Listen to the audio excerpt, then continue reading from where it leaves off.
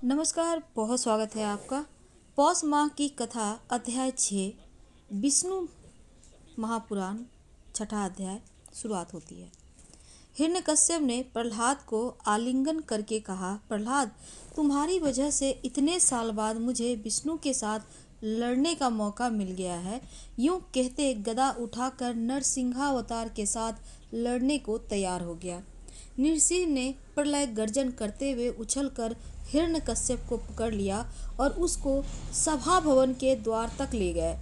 इसके बाद अंदर व बाहर से अतीत द्वार के चबूतरे पर रात व दिन से परे संध्या के समय आकाश व पृथ्वी से भिन्न अपनी जांघों पर रखकर अस्त्र शस्त्र से परे अपने नाखूनों से उन्होंने ब्रह्मा से प्राप्त सभी वरदानों को भिन्न हिरण्यकश्यप को पेट फाड़कर मार डाला। नृसिंह ने प्रहलाद को अपने पिता की अंत्येष्टि क्रिया करने तथा राज्य सूत्र को संभालने का आदेश दिया। फिर उसको आशीर्वाद देकर नृसिंह अवतार श्री विष्णु अंतर्ध्यान हो गए। इस प्रकार जय और विजय का पहला जन्म समाप्त हो गया। विष्णु के आदेशानुसार प्रहलाद ने चिरकाल तक राज्य शासन किया। इसके बाद अपने पुत्र विरोचन को गद्दी पर बिठाकर वह विष्णु भक्ति से प्रेरित होकर जंगलों में चला गया। विरोचन के बाद उसका पुत्र बलि गद्दी पर बैठा। क्षीर सागर के मंथन के समय उच्चैश्रवा नाम का जो घोड़ा पैदा हुआ था उस पर बलि ने अधिकार कर लिया।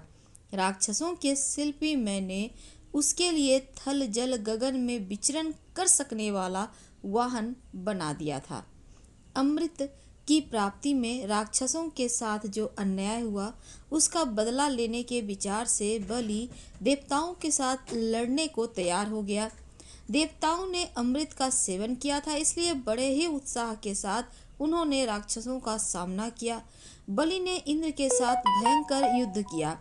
उस संग्राम में राक्षस बुरी तरह से हार गए। राक्षसों के गुरु शुक्राचार्य ने मृत संजीवनी विद्या के द्वारा मृत राक्षसों को पुनः जीवित कर दिया। अब देवताओं से मुंह की खाने के बाद बलि ने बड़े लगन से राक्षसों को फिर से संगठित किया और देवताओं को हराकर अपने राज्य का विस्तार किया।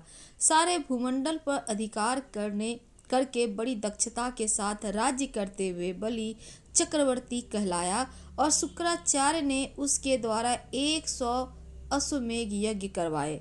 इसके बाद बलि ने स्वर्ग पर आक्रमण कर दिया। उसके हमले से घबराकर स्वर्ग के निवासी देवता जंगलों में भाग गए। दिक्पाल भी बलि चक्रवर्ती की अधीनता को स्वीकार करके उसके आदेशों का पालन करने लगे। स्वर्ग, मर्त्य व पाताल लोकों पर चक्रवर्ती बलि न्याय और धर्मपूर्वक शासन करने लगा। उसमें इंद्र की माता अदिति अपने पति कश्यप से बोली, हमारी संतान बने देवता और सची व इंद्र जंगलों में असह यातनाएं झेल रहे हैं। उन्हें पुनः स्वर्ग पाने का कोई उपाय हो तो बतला दीजिए। इस पर कश्यप ने कहा कि तुम विष्णु के प्रति भक्तिपूर्वक व्रत का आचरण करो। अदिति ने कश्यप के उपदेशानुसार विष्णु के प्रति आराधना करके उनको प्रसन्न किया। विष्णु ने बताया कि मैं तुम्हारे गर्भ से जन्म धारण करके देवताओं को फिर से स्वर्ग वापस दिलवाऊंगा। इस प्रकार विष्णु ने अदिति व कश्यप के यहाँ बौने शिशु के रूप में जन्म धारण करके दशावतारों में से 5वां वामन अवतार लिया। वामन ने उपनयन के बाद वैदिक विद्याएं समाप्त कर ली और इंद्र के छोटे भाई और अदिति के पुत्र प्यारे पुत्र के रूप में पलने लगे। उस समय बलि चक्रवर्ती नर्मदा नदी के तट पर शुक्राचार्य के नेतृत्व में विश्वजीत यज्ञ प्रारंभ करके अपार दान दे रहा था। वामन ने जनेऊ, हिरण का चर्म और कमंडलू धारण किया, छाता हाथ में लेकर खड़ाऊ पहन लिया और मूर्तिभूत ब्रह्म तेज के साथ बलि चक्रवर्ती के पास जा चल पड़े। छोटे छोटे डग भरने वाले वामन को देख यज्ञशाला में एकत्रित सभी लोग प्रसन्न हो उठे। वामन ने बलि चक्रवर्ती के समीप जाकर जय जयकार किया। वामन को देखते ही बलि के मन में अपूर्व आनंद हुआ। उसने पूछा, अरे मुन्ने, तुम तो अभी शिशु के अवतार में ही हो, तुम कौन हो? एक नए ब्रह्मचारी के रूप में कहाँ चल पड़े। मैं तुमसे ही मिलने आया हूँ। मैं अपना परिचय क्या दूँ? सब लोग मेरे ही हैं। फिर भी इस वक्त मैं अकेला हूँ। वैसे मैं संपदा रखता हूँ, पर इस समय एक याचक हूँ। तुम्हारे दादा परदादा महान वीर थे। तुम्हारे शौर्य और पराक्रम दिग्गत का व्याप्त है। वामन ने कहा। इस पर बलि चक्रवर्ती हंसते हुए बोले, आपकी बातें तो कुछ विचित्र मालूम पड़ती है। आप शौर्य और पराक्रम की चर्चा कर रहे हैं, युद्ध करने की प्रेरणा तो नहीं देंगे ना? क्योंकि इस वक्त मैं यज्ञ की दीक्षा लेकर बैठा हूँ। इस पर वामन बोले, वाह, आपने कैसी बात कही। महान बल पराक्रमी बने आपके सामने बौना बने हुए मेरी गिनती ही क्या है। आपका यश सुनकर याचना करने आया हूँ। अच्छी बात है, मांग लीजिए। आप जो भी मांगे वही देने का वचन देता हूँ, बलि चक्रवर्ती ने कहा। इस पर शुक्राचार्य ने बलि को बुलाकर समझाया, ये वामन साक्षात विष्णु है। तुम्हें धोखा देकर तुम्हारा सर्वत्र लूटने के लिए आए हुए हैं। तुम उन्हें किसी प्रकार का दान मत दो।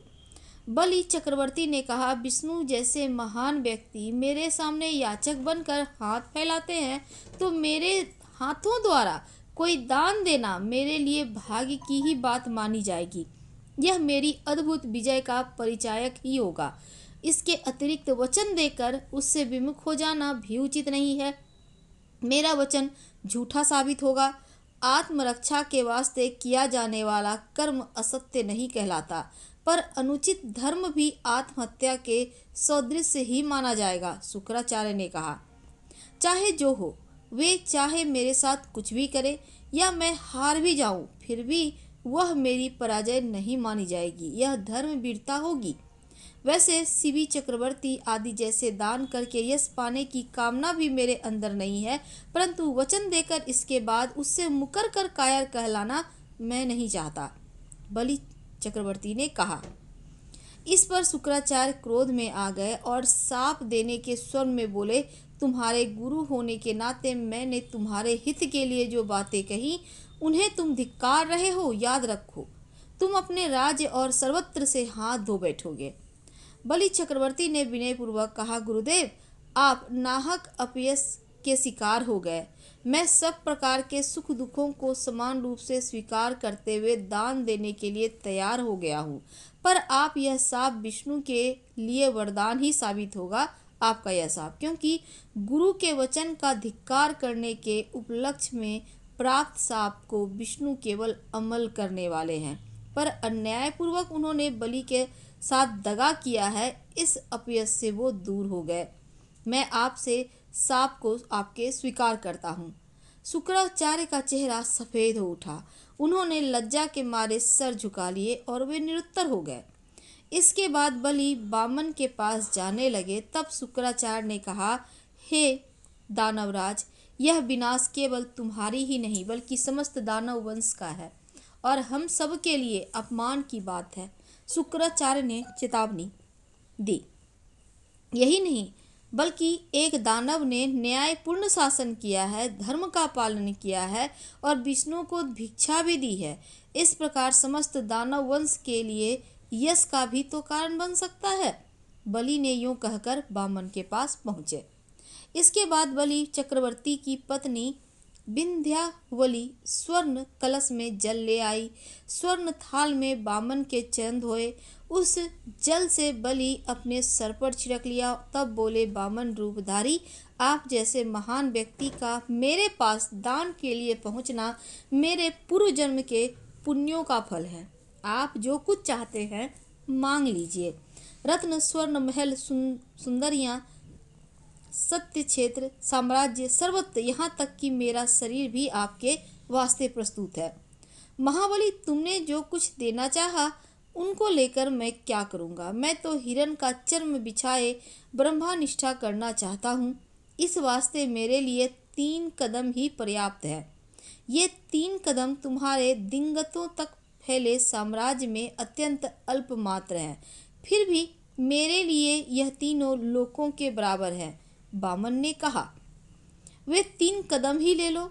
यूं कहकर बलि ने अपने जल कलश के जल लुढ़काकर दान करना चाहा, पर उसमें से जल ना निकला। शुक्राचार्य ने सूक्ष्म रूप से जल कलश की सूंड में छिपे रहकर जल को गिरने से रोक रखा था। इस पर बामन ने दाब का तिनका निकालकर जल कलश की सूंड में घुसेड़ दिया। शुक्राचार्य अपनी एक आंख खोलकर काना बन गया खोकर और वह वहां से हट गया। तब जलधारा बलि चक्रवर्ती के हाथों से निकलकर बामन की अंजुलि में गिर गई। दान विधि के समाप्त होते ही बलि चक्रवर्ती ने कहा, अब आप द्वारा अपने चरणों से माप कर 3 कदम जमीन प्राप्त करना ही शेष रह गया है। बामन ने झट इधर उधर घूमकर विश्व रूप धारण किया। लंबे चौड़े एवं ऊंचाई के साथ नीचे मध्य ऊपर माने जाने वाले तीनों लोकों पर व्याप्त हो गए। एक डग में उन्होंने सारी पृथ्वी को नाप लिया। त्रिविक्रम विष्णु के चरण की छाया में सारे भूतल पर पल भर के लिए गहन अंधकार छा गया। इसके बाद आकाश को माप लिया। उस वक्त सूर्य चंद्र नक्षत्र मंडल आदि उनके चरण से चिपके हुए रेणुओं की भांति दिखाई दे रहे थे। तब ब्रह्मा ने अपने कमंडल के जल से विष्णु के चरणों का अभिषेक किया। विष्णु के चरण से फिसलने वाला जल आकाश गंगा का रूप धरकर स्वर्ग में मंदाकिनी के रूप में प्रवाहित हुआ। वामन रूपी त्रिविक्रम ने बलि से पूछा, हे बलि चक्रवर्ती, बताओ मैं तीसरा कदम कहाँ रखूं? हे त्रिविक्रम, लीजिए यह मेरा सिर, इस पर अपना चरण रखिए। यूं कहकर बलि चक्रवर्ती ने अपना सर झुका दिया। इस पर विष्णु ने अपने विश्व रूप को वापस ले लिया। फिर से वामन बनकर बलि के सर पर चरण रखकर बोले, बलि, पृथ्वी और आकाश को पूर्ण रूप से मापने वाला यह मेरा चरण तुम्हारे सर को पूर्ण रूप से माप नहीं पा रहा है। उस समय प्रहलाद ने वहां पर प्रवेश कर कहा, भगवान, मेरा पोता आपका शत्रु नहीं है, उस पर अनुग्रह कीजिए। बलि चक्रवर्ती की पत्नी विंध्यावली ने कहा, बामनवर, मेरे पति का किसी भी प्रकार से अहित ना हो, ऐसा अनुग्रह कीजिए। बहन, आपके पति के लिए हानि पहुंचाना किसी के लिए भी संभव नहीं है, इसीलिए तो मैंने याचक बनकर उनसे दान लिया है। इनका धार्मिक बल ही कुछ ऐसा है। यूं समझाकर बामन प्रहलाद की ओर मुड़कर बोले, जानते हो बलि, मेरे लिए कितने प्रिय व्यक्ति हो। यह कहते हुए बामन विष्णु की संपूर्ण कलाओं के साथ शोभित हो लंबे वेत्र दंड समेत दिखाई दिए। हे बलि चक्रवर्ती, तुम्हारी समता करने वाला आज तक कोई ना होगा। आदर्श पूर्ण शासन करने वाले चक्रवर्तियों में तुम्हारा ही नाम प्रथम होगा। मैं तुम्हें सुतल में भेज रहा हूँ।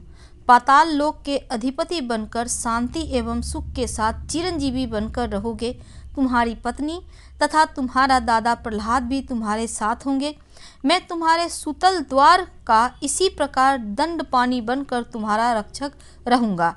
यूं कहकर वामन अवतार विष्णु जी अंतर्ध्यान हो गए। विष्णु पुराण 6ठा अध्याय समाप्त हुआ।